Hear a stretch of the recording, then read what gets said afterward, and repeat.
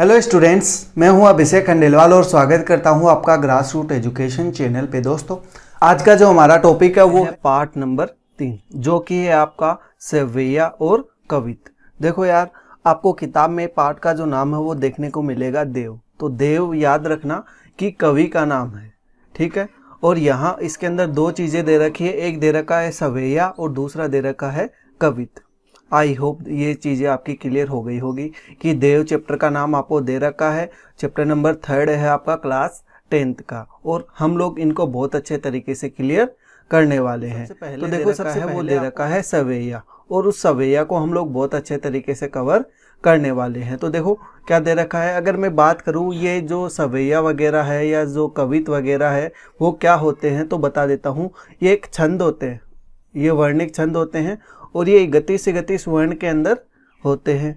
तो ये एक कविता का तरीका होता है, बस इतना समझ लो आप लोग। तो देखो क्या दे रखा है कि पायनी नुपुर मंजू बजे कटी किंकनी के धुनी की मधुराई, सावरे अंग लसे पटपीत हिये हुल से बनमाल सुहाई, माथे किरीट बड़े द्रग चंचल मंद हसी मुखचंद जुनहाई, जे जग मंदिर दीपक सुंदर श्री बज दुलय देव सहाई।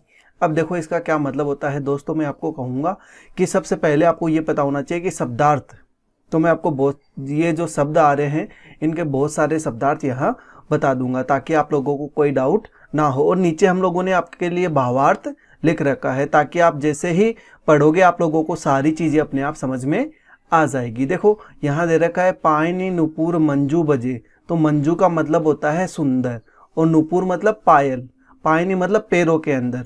तो देखो यहाँ अगर बात करें, सबसे पहले आपको प्रसंग दे रखा है। ये इसीलिए दे रखा है, जब व्याख्या आए तो आपको क्या करना है, सबसे पहले चैप्टर का नाम लिखना है, ठीक है, कहाँ से लिया गया है, कवि का क्या नाम है। ये लिखने के बाद देखो क्या लिखोगे कि प्रस्तुत सवैया में कवि देव ने कृष्ण के रूप सौंदर्य का बड़ा ही मनोरम वर्णन किया है। फिर देखो उन्होंने श्रृंगार के माध्यम से श्री कृष्ण के रूप सौंदर्य का गुणगान किया है, और उन्होंने कृष्ण को दूल्हे के रूप में बताया है, ठीक है। अब भावार्थ अगर देखोगे तो देखो, कवि के अनुसार श्री कृष्ण के पैरों में बजती हुई पायल बहुत ही मधुर ध्वनि पैदा कर रही है। दे रखा है पायनी नुपुर मंजू बजे।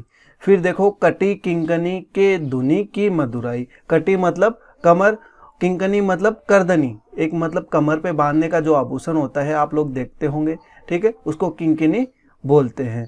फिर धुनी की मधुराई, धुन जो है वो अच्छी लगती है, मतलब सुरीली मधुर आवाज लगती है। तो देखो उनकी कमर में बंधी हुई करदनी जब हिलती है तो उससे निकलने वाली किंकिन की आवाज भी बड़ी ही सुरीली लगती है। तो आई होप पहली लाइन का मतलब आप लोगों को समझ में आ गया होगा। फिर देखो क्या दे रखा है कि सावरे अंग लसे। सावरे मतलब श्री कृष्ण के अंग के ऊपर, लसे मतलब सुशोभित होना, ठीक है। फिर देखो पटपीत मतलब पीले वस्त्र। तो देखो लिख रखा है कि उनके सांवले शरीर पर पीले रंग का वस्त्र बहुत ही जच रहा है। सावरे अंग लसे पटपीत। फिर दे रखा है उनके गले में पड़ी पुष्पों की माला देखते ही बनती है, तो हिये हुलसी बनमाल सुहाई। आई होप आप लोगों को ये दोनों लाइनें समझ में आ गई होगी। फिर देखो क्या है थर्ड लाइन कि माथे किरीट बड़े दृग चंचल मंद हसी मुखमंद जुनाई। तो देखो आगे कि श्री कृष्ण के माथे पर मुकुट है, माथे किरीट, किरीट मतलब मुकुट, और उनके चांद रूपी मुख से मंद मुस्कान मानो चांदनी के समान फैल रही हो। यहाँ देखो जुनहाई है, उस जुनहाई का मतलब होता है चांदनी, ठीक है।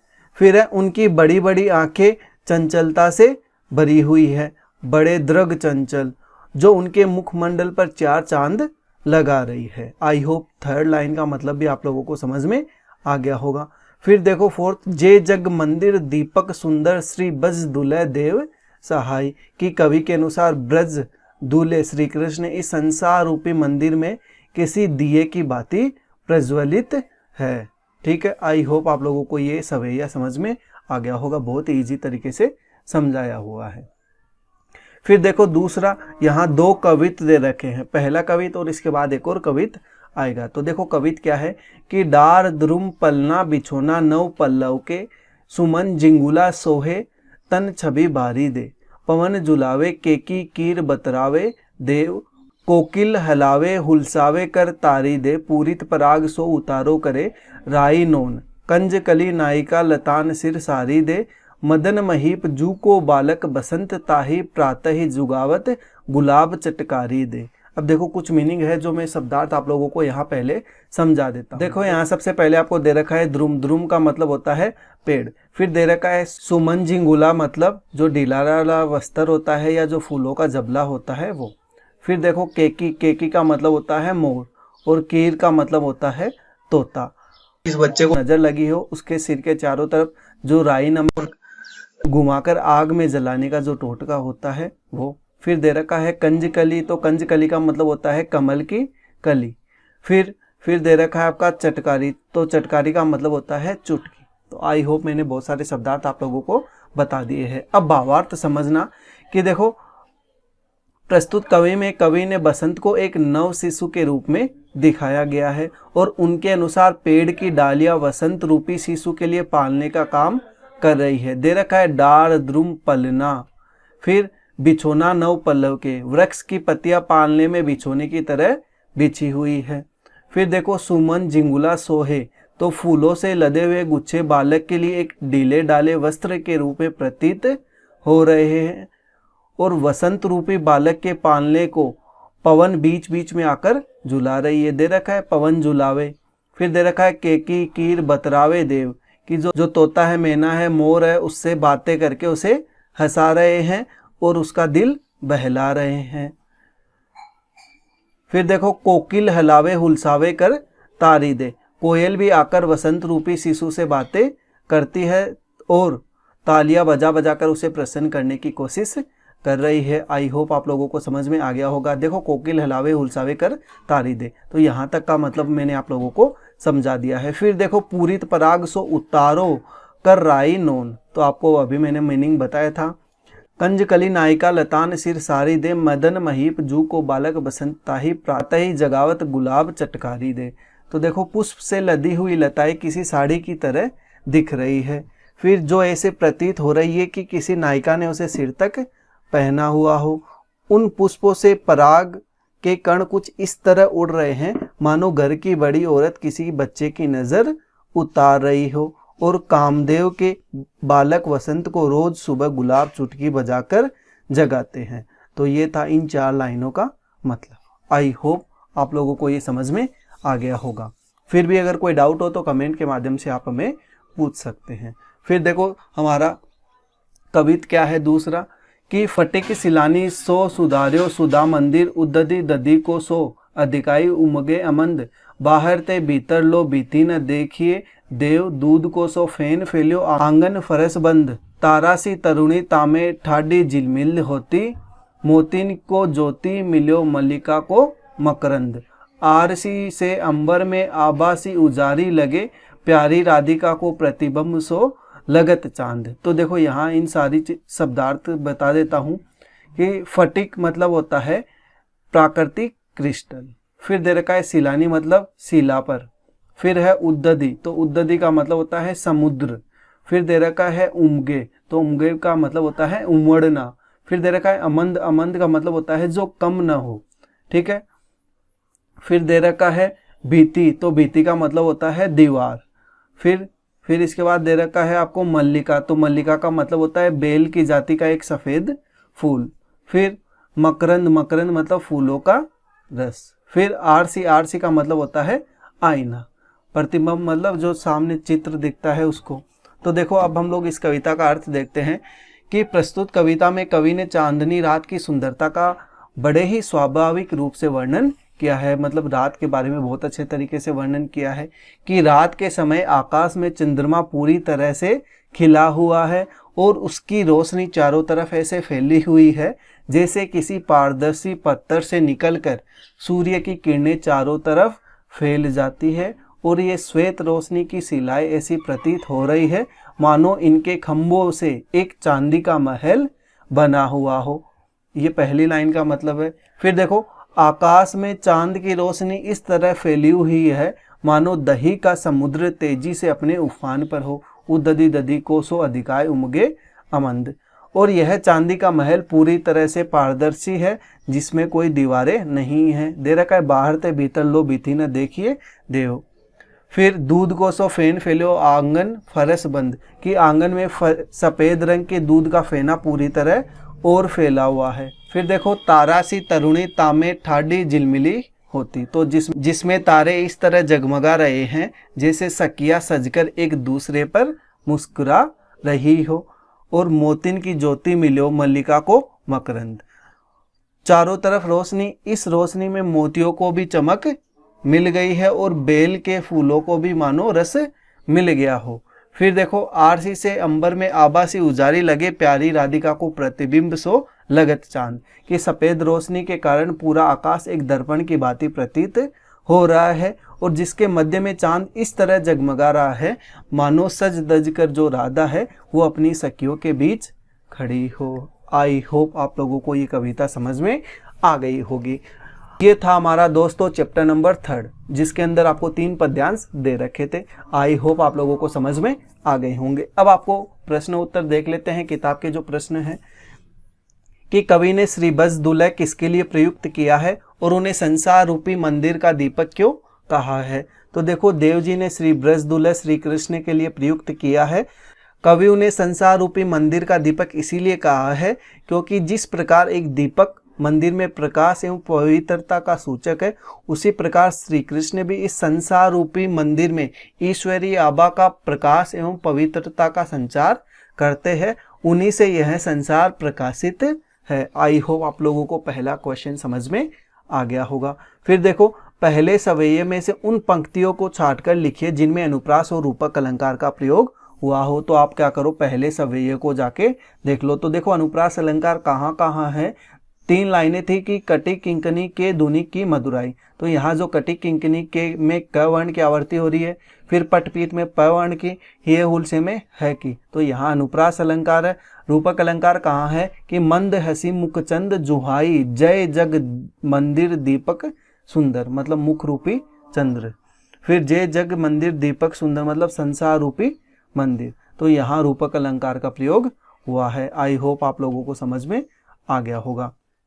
फिर देखो थर्ड क्वेश्चन क्या है कि निम्नलिखित पंक्तियों का काव्य सौंदर्य स्पष्ट कीजिए। कि पायनी नूपुर मंजू बजे कटी किंकनी के धुनि की मधुराई, यहाँ इनका काव्य सौंदर्य करना है। तो देखो इन पंक्तियों में कृष्ण के अंगों एवं आभूषणों की अभूतपूर्व सुंदरता का चित्रण किया गया है। कृष्ण के पैरों की पायल से मधुर ध्वनि बज रही है और कमर में जो करदनी बंधी हुई है उसकी ध्वनि में भी क्या है, मधुरता है। और कृष्ण के सांवले शरीर पर पीले रंग का वस्त्र सुशोभित हो रहा है और उनके गले में विराजमान सुंदर बनमाला की सुंदरता भी अद्भुत है। आई होप आप लोगों को ये समझ में आ गया होगा। फिर देखो यहाँ शुद्ध साहित्यिक ब्रज भाषा का प्रयोग हुआ है जो उसे कोमल और मधुर बनाता है। कटी किंकनी पटपीत हिये हुलसे में अनुप्रास का प्रयोग किया गया है और पंक्तियों में लयात्मकता और संगीतात्मकता है और तत्सम शब्दों का सुंदर प्रयोग हुआ है। तो दोस्तों ये तो इसका क्या है, काव्य सौंदर्य, और यहाँ ये इसका क्या बताया गया है, भावार्थ बताया गया है। आई होप आप लोगों को समझ में आ गया होगा। फिर फोर्थ क्वेश्चन देखो कि दूसरे कवित्व के आधार पर स्पष्ट करे कि ऋतुराज वसंत के बाल रूप का वर्णन परंपरागत वसंत वर्णन से किस प्रकार किया गया है। तो देखो वसंत के परंपरागत वर्णन में कवि चारों ओर हरियाली, मौसम की अद्भुत छटा, फूलों का खिलना, शीतल हवाओं का बहना, झूले झूलना, नायक नायिकाओं का मेल मिलाप आदि को दर्शाते हैं। परंतु दूसरे कवित्व में ऋतुराज वसंत को कामदेव के बालक के रूप में चित्रित किया गया है। उनके साथ प्रकृति वह सब करती है जैसे एक नन्हे शिशु के साथ किया जाता है। प्रकृति उन्हें वृक्षों का पालना, पत्तों की सैया, फूलों का वस्त्र, वायु द्वारा झूला झुलाना, मोर, तोते, कोयल आदि द्वारा मनोरंजन करते दिखाया गया है। तो आई होप आप लोगों को ये चारों क्वेश्चन समझ में आ गए होंगे। फिर भी कोई डाउट हो तो आप हमें कमेंट के माध्यम से पूछ सकते हो। और आई होप आपको ये पीपीटी का माध्यम पसंद आ रहा होगा। फिर देखो प्रातः ही जगावत गुलाब चटकारी दे, इस पंक्ति का भाव स्पष्ट कीजिए। तो देखो मतलब यह है कि शिशु रूपी वसंत को प्रातःकाल गुलाब चुटकी बजाकर जगाते हैं। सुबह सुबह फूल खिलते समय जो चट की आवाज आती है उसे कवि चुटकी बजाना कहते हैं। फिर देखो चांदनी रात की सुंदरता को कवि ने किन किन रूपों में देखा है। तो देखो कौन कौन से रूपों में देखा है कि आकाश में फैली चांदनी को क्रिस्टल नामक शिला से बने मंदिर के रूप में देखते हैं। चारों ओर फैली चांदनी को देखकर ऐसे लगता है कि मानो दही का सागर उमड़ता चला आ रहा हो। फिर पूरे आकाश में फैली चांदनी को देखकर ऐसा लगता है मानो आकाश रूपी आंगन में दूध का जाग फैल गया हो। चांदनी रात रूपी मंदिर में झिलमिलाते तारे ऐसे लग रहे हैं कि मानो वे सब क्या हो, सजी धजी युवतियां हो, जिनकी आभूषणों की आभा मल्लिका फूल के रस से मिली ज्योति के समान है। आई होप आप लोगों को ये क्वेश्चन समझ में आ गया होगा। फिर देखो क्वेश्चन नंबर 7 कि प्यारी राधिका को प्रतिबिंब सो लगत चंद, इस पंक्ति का भाव स्पष्ट करते हुए बताइए कि इसमें कौन सा अलंकार है। तो देखो इसका मतलब ये है कि कवि को आकाश में चमकता हुआ चंद्रमा उन्हें प्यारी राधिका के प्रतिबिंब के समान प्रतीत हो रहा है और यहाँ राधा को चांद से श्रेष्ठ बताया गया है और चांद केवल उनका परछाई मात्र है, इसीलिए यहाँ व्यक्तिरेख अलंकार है, उपमा अलंकार नहीं है। आई होप आप लोगों को ये समझ में आ गया होगा। फिर भी अगर कोई डाउट हो तो आप हमें कमेंट के माध्यम से पूछ सकते हैं। फिर देखो हमारा क्वेश्चन नंबर 8 क्या है कि तीसरे कवित के आधार पर बताइए कि कवि ने चांदनी रात की उज्ज्वलता का वर्णन करने के लिए किन किन उपमानों का प्रयोग किया है। तो देखो कवि देव ने चांदनी रात की उज्ज्वलता का वर्णन करने के लिए स्फटिक शिला से निर्मित मंदिर का, दही के समुद्र का, दूध के जहाँ का, मोतियों की चमक का और दर्पण की स्वच्छता से उपमानों का प्रयोग किया है। आई होप आप लोगों को ये समझ में आ गया होगा। फिर देखो पठित कविताओं के आधार पर कवि देव की काव्यगत विशेषताएं बताइए। तो हम लोगों को विशेषताएं बतानी है। तो देखो ये रीतिकालीन कवि है, आपको भी पता है देव। तो यहाँ देखो देवदत्त ब्रज भाषा के सिद्ध हस्त कवि है, चूँकि उनकी भाषा कोमलता और मधुरता पूर्ण रूप से झलकती है और छंद का प्रयोग कविता एवं सवैया में किया गया है।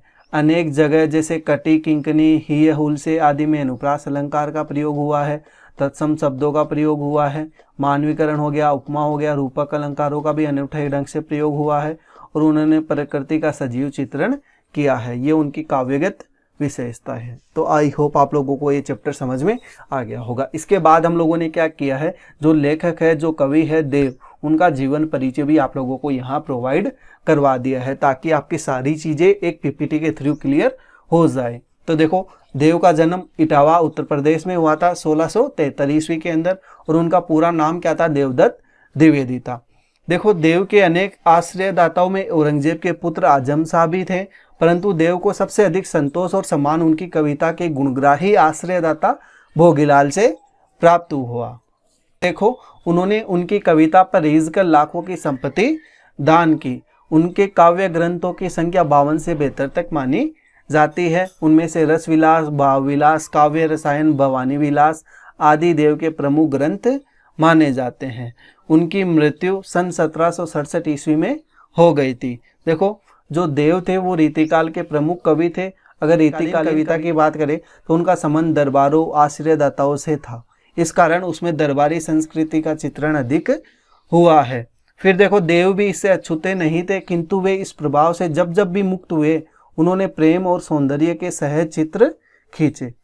अलंकारिता और श्रृंगारिकता उनके काव्य की प्रमुख विशेषताएं हैं और शब्दों की आवृत्ति के जरिए नया सौंदर्य पैदा करके उन्होंने सुंदर ध्वनि चित्र प्रस्तुत किए हैं। तो आई होप आप लोगों का ये क्लियर हो गया होगा दोस्तों का चैप्टर नंबर 3। ठीक है, ये आप लोगों को पसंद आया होगा। दोस्तों अगर आप लोगों का कोई भी सजेशन हो, कोई भी डाउट हो तो आप हमें कमेंट के माध्यम से बता सकते हो और आपको ये पीपीटी का माध्यम कैसा लगा ये भी हमें कमेंट करके ज़रूर बताएं।